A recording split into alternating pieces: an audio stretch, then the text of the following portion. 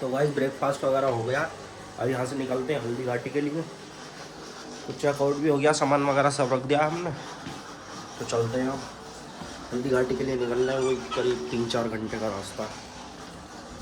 एक तो रास्ता बहुत लंबा है।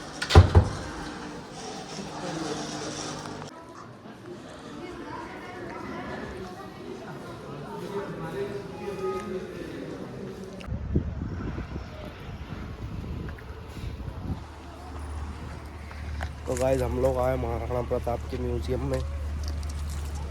हल्दी घाटी में तो आ गए हम। हैं?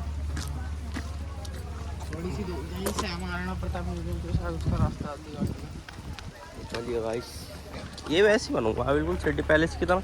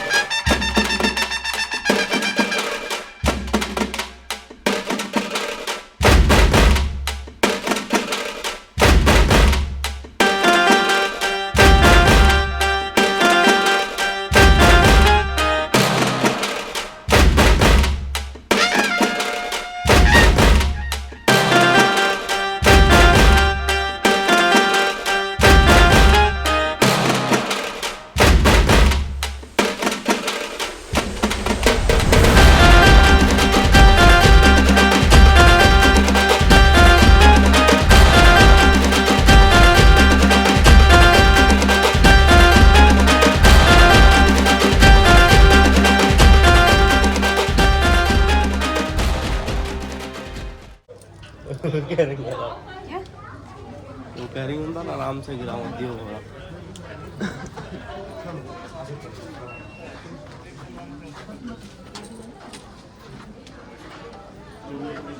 ऊपर आ जाओ। ये फोटो इनकी कई जगह लगी हुई है। हाँ? घोड़े के साथ ही काट दिया था बिल्कुल।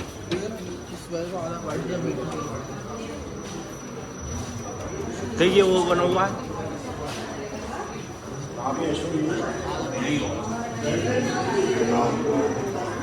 ये गाइस कुंभलगढ़ का किला बना हुआ है। कुंभलगढ़ का किला है ये। कुंभलगढ़ का? हाँ। इसी के बारे में वो तो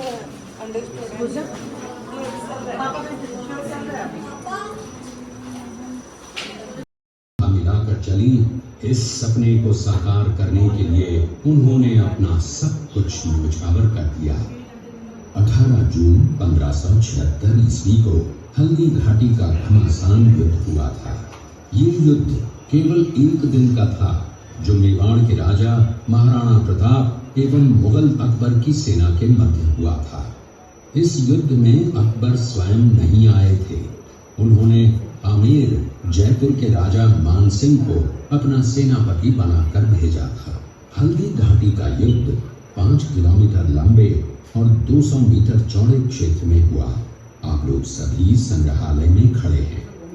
संग्रहालय से 200 मीटर की दूरी पर चेतक की समाधि है, जहां पर महाराणा प्रताप के स्वामी भक्त घोड़े चेतक को दफनाया गया था। यहां से 2 किलोमीटर की दूरी पर हल्दी घाटी दर्रा है। इस दर्रे की विशेषता है कि यहाँ की प्राकृतिक मिट्टी व पत्थरों का रंग हल्दी जैसे पीले रंग का है। इस दर्रे के चारों तरफ महाराणा प्रताप की भील आदिवासी सेना राणा पूंजा के नेतृत्व में तैनात थी। ये सेना तीर, भाले, पत्थर चलाने में कुशल थी। यहाँ से 1 किलोमीटर की दूरी पर शाही बाग है, जिसमें मुगल सेना का पड़ाव था। मुगल सेना 18 जून 1576 ईस्वी को प्रातः सूर्योदय के साथ मेवाड़ की राजधानी गोगुंदा की तरफ आगे बढ़ने लगी, तो उन पर महाराणा प्रताप की सेनाओं ने आक्रमण किया और उनसे गोरिल्ला पद्धति से युद्ध किया। ये आक्रमण इतना तेज था कि जिससे मुगल सेना में भगदड़ मच गई। महाराणा प्रताप की सेनाओं ने मुगल सेना को यहाँ से 3 किलोमीटर दूर पीछे समतल क्षेत्र में, जहाँ अभी खमनोर गांव है, वहां तक खदेड़ दिया। इसी खमनोर गांव के पास बनास नदी के पास समतल मैदान में 7 घंटे का भयानक युद्ध हुआ। इस युद्ध में दोनों पक्षों से कुल 18,000 सैनिक मारे गए।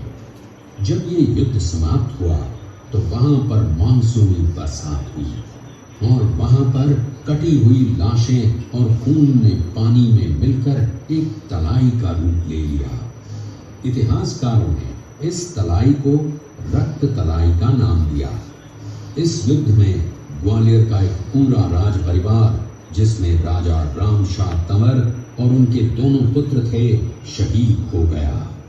यहीं पर एक बगीचा बनाया हुआ है और जो इस युद्ध में शहीद हुए थे उनके स्मारक इसी बाग में बने हुए हैं।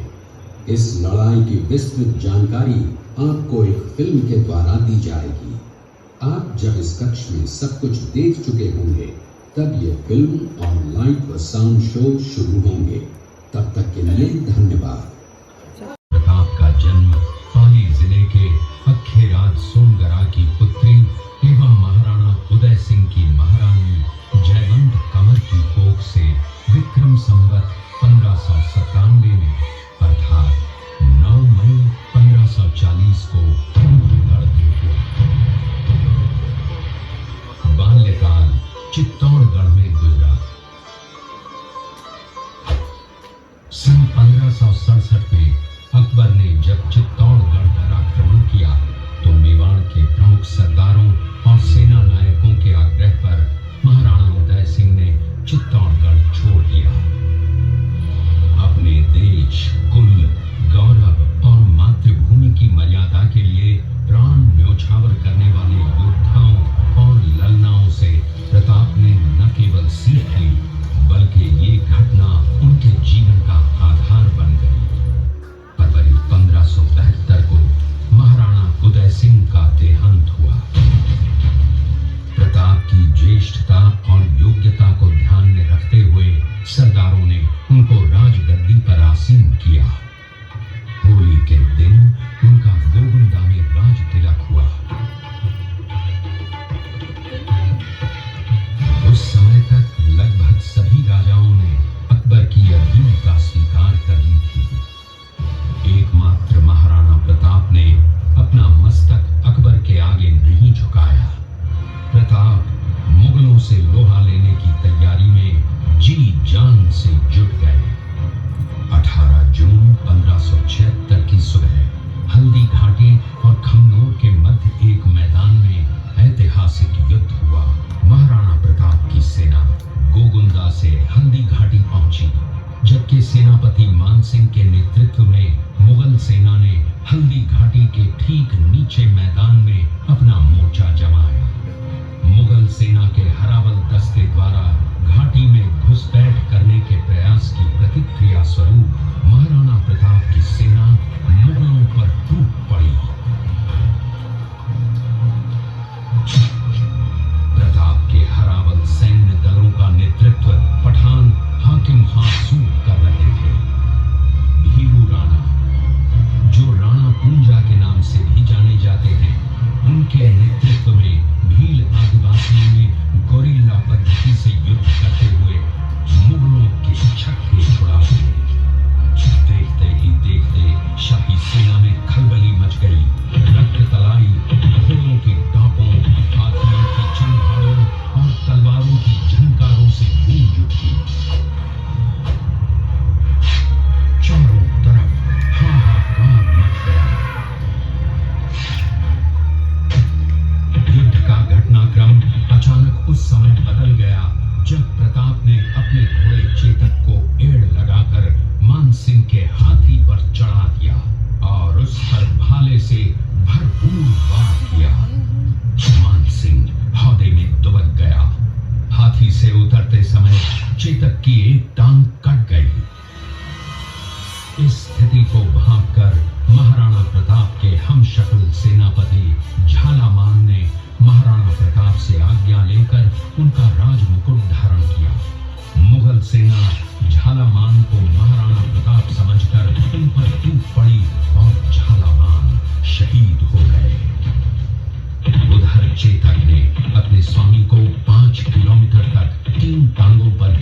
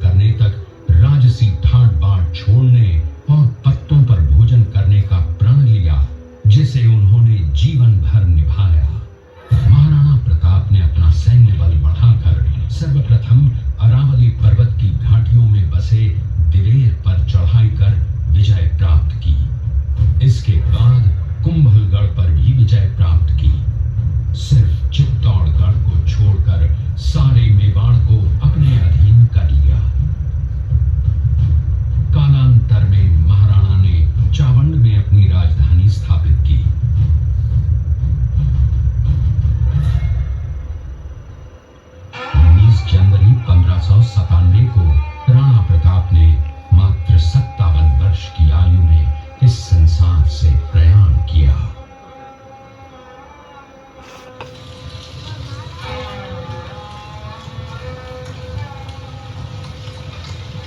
हल्दी घाटी का युद्ध एक सांप्रदायिक युद्ध न होकर आत्मसम्मान, मातृभूमि की स्वतंत्रता व स्वाधीनता का संघर्ष था। इसका प्रमाण ये है कि जहां पर अकबर की सेना के सेनापति जयपुर के राजा मानसिंह थे, वहीं पर महाराणा प्रताप की सेना के सेनापति काबुल के हाकिम खां सूर थे।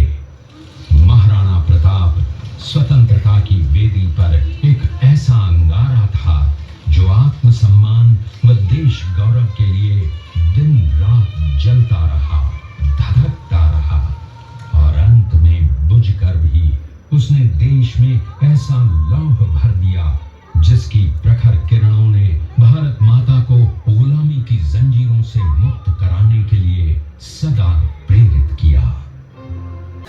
कितना अच्छा है यहाँ, बात काट दो।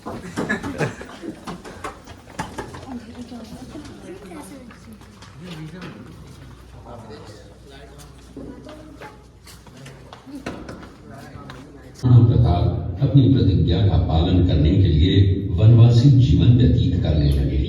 उनके पास पर्याप्त संपत्ति नहीं थी तो उनके वित्त मंत्री भामाशाह ने अपनी सारी सुख सुविधा को छोड़कर अपने राजा को स्वयं का धन 25 लाख रुपए व राजकोष में 20,000 अशर्फियां देश के लिए अर्पित की। इससे महाराणा प्रताप ने 12 वर्षों तक अपनी सेना को संगठित किया, सैन्य शक्ति को बढ़ाया और मेवाड़ मातृभूमि को आजाद करवाया।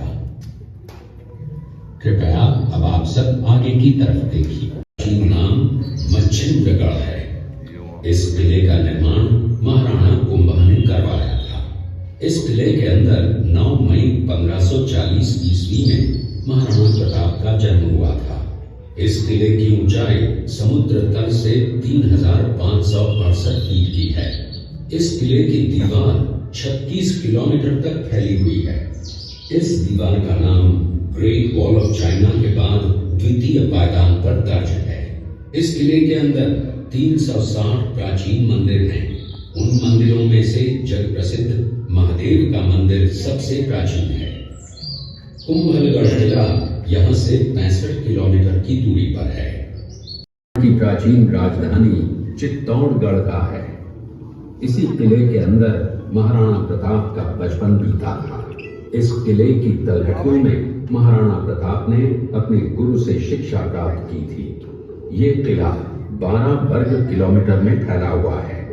इस किले पर जब भी विदेशी आक्राताओं ने आक्रमण किया और उस आक्रमण में कोई भी राजा व सैनिक वीर गति को प्राप्त कर लेते तो उनकी पत्नियां वीरांगनाएं अपने सतीत्व की रक्षा करने के लिए जलती हुई अग्नि में कूद प्राणों को त्याग देती थी, जिसे हम जौहर कहते हैं। चित्तौड़गढ़ में 3 मुख्य बड़े जौहर हुए थे। प्रथम जौहर 1303 ईस्वी में रानी पद्मिनी ने 16,000 स्त्रियों वीरांगनाओं के साथ जौहर किया था, सिर्फ अल्लाउद्दीन खिलजी के कारण। दूसरा जौहर 1535 ईस्वी में गुजरात के शासक बहादुर शाह के आक्रमण के कारण रानी कर्मावती ने वीरांगनाओं के साथ किया। और तीसरा जौहर 1568 ईस्वी में जब अकबर ने चित्तौड़गढ़ पर आक्रमण किया, उसी समय रानी फूलकुमरी ने 7,000 वीरांगनाओं के साथ जौहर किया। फिर भी अकबर का मन नहीं भरा और अंत में हजारों आम लोगों का कत्लेआम करवाकर उन्हें मौत के घाट उतारा गया। इस किले में देखने योग्य विजय स्तंभ है, कीर्ति स्तंभ, मीरा मंदिर, जैन मंदिर, कालिका माता मंदिर, भामाशाह हवेली, कुंभाश्याम मंदिर, फतेह प्रकाश महल हैं। ये किला यहाँ से 140 किलोमीटर दूरी पर है। ये देखते हुए सभी अतिथि आगे की तरफ चले। शेरपुर गांव का दृश्य है। अब्दुल रहीम खान खाना अजमेर का सूबेदार। जब वो शेरपुर पहुंचा तब इसका पता कुंवर अमर सिंह को चला, जो महाराणा प्रताप के पुत्र थे। अमर सिंह ने शेरपुर छावनी पर अचानक आक्रमण कर दिया। उस आक्रमण में मुगल सेना में भगदड़ मच गई। मुगल सेना को अपनी छावनियों को छोड़कर भागना पड़ा। छावनियों के अंदर से लूटा हुआ माल व अब्दुल रहीम खान खाना, जिसकी बेगम आनी खान को बंदी बनाकर महाराणा प्रताप के सामने पेश किया गया। तब अमर सिंह पर महाराणा प्रताप क्रोधित हुए और कहा, जहां से इस नारी को बंदी बनाकर लाए हो, इसे पुनः सहसम्मान लौटा कर आओ। महाराणा प्रताप ने कहा, हमें नारी से कोई दुश्मनी नहीं है, हमें तो देश विद्रोहियों से दुश्मनी है, जिन्होंने चारों तरफ आतंक फैलाया है। महाराणा प्रताप के आदेश का पालन करते हुए कुंवर अमर सिंह ने उस मुगल नारी को सहसम्मान छावनी तक पहुंचाया। इस प्रकार महाराणा प्रताप ने अपने क्षत्रिय राजपूत धर्म का पालन किया और पराई स्त्रियों को माँ, बेटी और बहन का दर्जा दिया। ये है महाराणा प्रताप का चरित्र और नैतिक उदारता का परिचय। ये देखते हुए सभी अतिथि आगे की तरफ चले। उन्होंने चित्तौड़गढ़ का दृश्य देखा। उसी किले के अंदर की ये घटना है। मेवाड़ की एक ऐसी मां थी जिसने अपने पुत्र का बलिदान देकर राजवंश की रक्षा की थी। उस मां का नाम पन्नाधाय था। पन्नाधाय जाति से गुर्जर थी। वो एक राजकुमार की धाई मां थी। दूसरी तरफ हाथ में तलवार लिए खड़ा ये बनवीर सिंह एक दासी पुत्र है। ये कुंवर उदय सिंह की हत्या करके मेवाड़ की राजगद्दी प्राप्त करना चाहता था। एक रात्रि बनवीर सिंह को मौका मिला। वो राजकुमार उदय सिंह के बड़े भाई विक्रमादित्य सिंह की हत्या करके राजमहल की तरफ आगे बढ़ा। इसकी सूचना पन्नाधाय को लग गई। कुछ समय तक पन्नाधाय चिंतित हुई। तभी पन्नाधाय ने अपने पुत्र चंदन को राजसी कपड़े पहनाकर पलंग पर सुला दिया और उदय सिंह को एक टोकरी के अंदर छिपाकर पत्तों से ढक के महल के बाहर निकालकर गुप्त रास्ते से कुंभलगढ़ भेज दिया। बनवीर सिंह जब तलवार लेकर राजकक्ष में आया तो उसने पन्नाधाय से कड़क आवाज में उदय सिंह के लिए पूछा, तो पन्नाधाय ने चंदन की तरफ इशारा किया। बनवीर ने चंदन को उदय सिंह समझकर चंदन की हत्या कर दी और ये समझने लगा कि मैंने राजकुंवर उदय सिंह को मार दिया। वही राजकुंवर बड़े होकर राजा बने और अपने नाम का उदयपुर नगर बसाया, जो यहाँ से 40 किलोमीटर दूर है। और उन्हीं के पुत्र महाराणा प्रताप हुए, जिन्होंने हल्दी घाटी का युद्ध लड़ा। और आज हम लोग चलिए भाई यहाँ का ट्रेडिशनल खाना खाते हैं।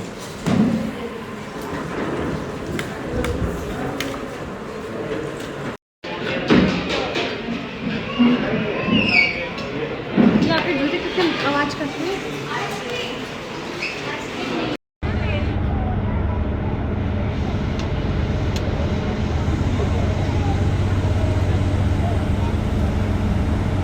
ये है हल्दी घाटी सारी।